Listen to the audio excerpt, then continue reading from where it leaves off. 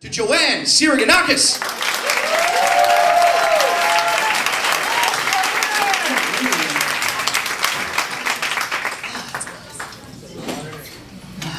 It's okay, sir. I know as soon as I came out, you thought, this lady's going to show us pictures of her cats.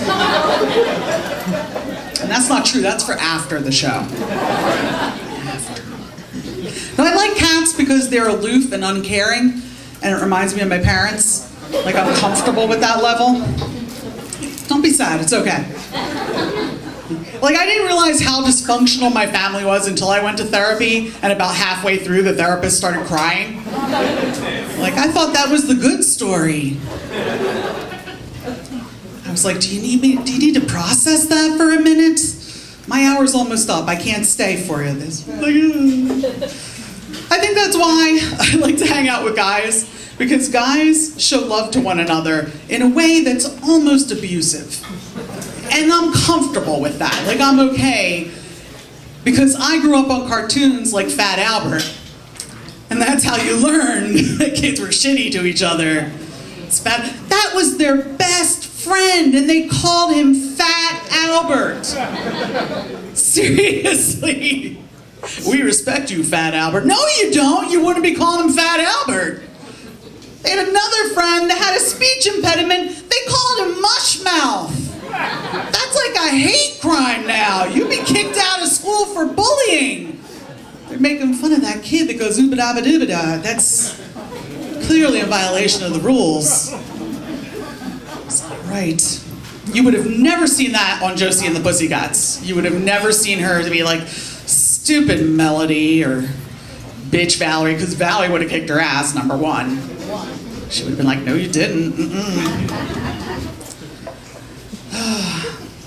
It's a weird situation when guys do that to one another, because women don't do that to each other. We would never call our friends fat, because we realize that all women of all ages are inherently angry. We're angry already.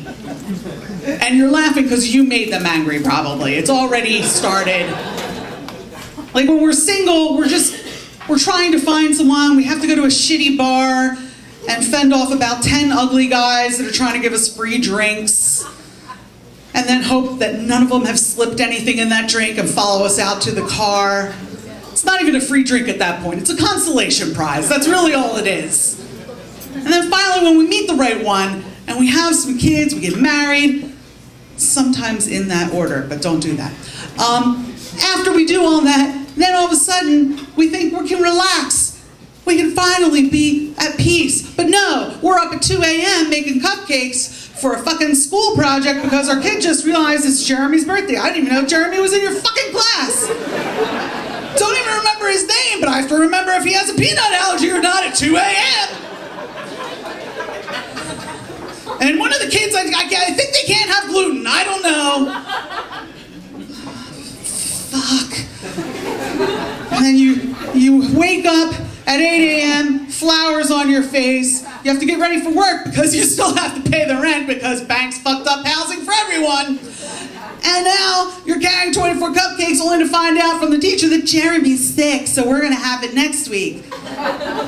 So you're driving home with the windows rolled down because the smell of the cupcakes is making you sick because they're gluten-free and peanut-free and they taste like shit.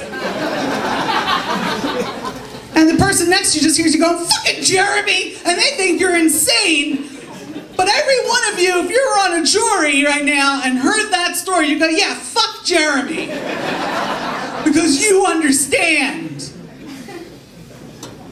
And that's why, sir, you never call a woman Fat Amy or Cunt Sharon or any of that shit.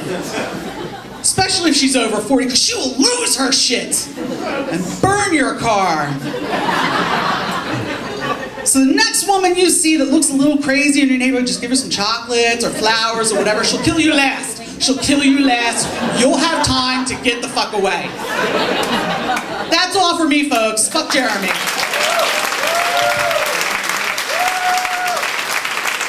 Joanne Syrigonakis, let's hear.